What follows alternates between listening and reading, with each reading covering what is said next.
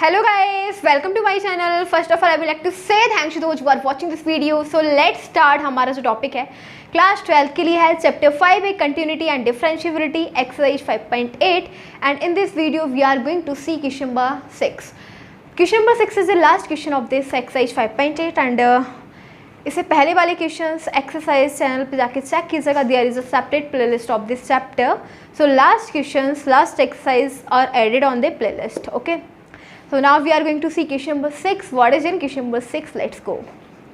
Question number 6 में दे रखा है examine the applicability of mean value theorem for all three functions. Three functions हमें दे रखे हैं और ये जो थ्री फंक्शंस दे रखे हैं ना, ये क्वेश्चन नंबर 2 में दे रखे थे. ठीक है, तो यही दे रखा है कि क्वेश्चन नंबर 2 में जो 5.8 का क्वेश्चन नंबर 2 था ना, तो उसमें 3 पार्ट्स दे रखे थे. तो 3 पार्ट्स में रोलेस थ्योरम की एप्लीकेबिलिटी चेक की. अब हमें क्या करनी है, अब मीन वैल्यू थ्योरम चेक करनी है इन 3 फंक्शंस के लिए जो हमें दे रखे हैं. तो देखते हैं कि ये जो तीनों फंक्शन है इसमें मीन वैल्यू थ्योरम एप्लीकेबल है और not. Let's check. So first हमारा एफ एक्स इक्वल टू में greatest integer function for X belong to 5 और ये इंटरवल दे रखा है 5,9. ठीक है, तो फंक्शन क्या दे रखा है, greatest integer function. Greatest integer function is not continuous not differentiable. तो क्या हो जाएगा, मीन वैल्यू थ्योरम तो इसके लिए एप्लीकेबल ही नहीं है. बिकॉज अगर मीन वैल्यू थ्योरम हमें प्रूव करनी होगी तो उसके लिए हमें कंडीशन जो हमने कंडीशन देखी, फर्स्ट कंडीशन होती है कि फंक्शन को क्या होना चाहिए, कंटिन्यूस होना चाहिए. बट ये कंटिन्यूस नहीं है बिकॉज क्या है, ग्रेटेस्ट इंटीजर फंक्शन. तो यहाँ पे लिखेंगे फर्स्ट. ठीक है, फर्स्ट में for mean value theorem. Case first है हमारे पास, या फिर डायरेक्ट लिखो एफ एक्स इक्वल टू में greatest integer function x is not continuous in interval 5,9 and also not differentiable in interval 5,9. so mean value theorem is not applicable for this function. ठीक है, condition ही follow नहीं करा mean value theorem की, तो क्या हो जाएगा, ये मीन वैल्यू थ्योरम एप्लीकेबल नहीं होगी. अब देखो सेकंड पार्ट में हमें दे रखा है एफ एक्स, सेम दे रखा है हमें ग्रेटेस्ट इंटीजर फंक्शन. तो सेकंड पार्ट में भी आपको यही लिखना है, बस केवल इंटरवल चेंज कर देना, -2,2 हो जाएगा. ठीक है, यहाँ पे -2,2 और यहाँ पे हो जाएगा -2,2. तो यहाँ पे भी ये सेकंड पार्ट है, इसके लिए भी हमारी क्या हो जाएगा, मीन वैल्यू थ्योरम एप्लीकेबल नहीं है because there is given greatest integer function. Okay, third देखते हैं. थर्ड पार्ट में क्या दे रखा है, F X equal to X square minus 1 which is polynomial. तो अब देखते हैं थर्ड पार्ट. पॉलिनॉमियल तो सिंपल सी बात है कि फंक्शन क्या है, कंटिन्यूस भी है, डिफरेंशिएबल भी है. तो उसके लिए हम चेक करेंगे मीन वैल्यू थ्योरम. इसको रब करके थर्ड पार्ट देखते हैं.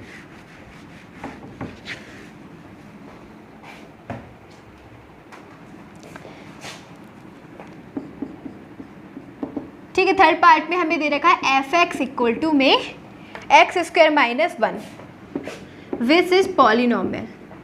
तो केस फर्स्ट हम चेक करेंगे for mean value theorem. First condition देखेंगे, function F X is polynomial. क्या है, फंक्शन पॉलिनॉमियल है. सो it is continuous in interval दे रखा है 1 to 2. Second condition F X is polynomial, so it is differentiable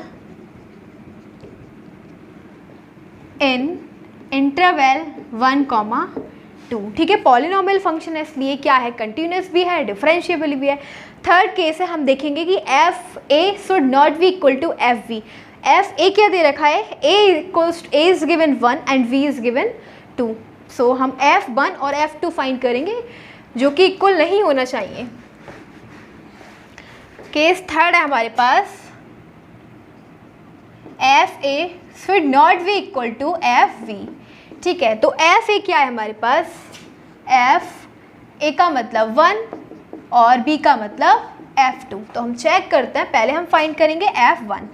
ठीक है, हमें फंक्शन दे रखा है एफ एक्स इक्वल टू में एक्स स्क्वायर माइनस 1। अब हमें F1 फाइंड करना है, तो x की जगह 1 पुट कर लेंगे। ठीक है, क्या आ जाएगा, 1 का स्क्वायर माइनस 1 और 1 का स्क्वायर 1 माइनस 1 इक्वल टू में 0।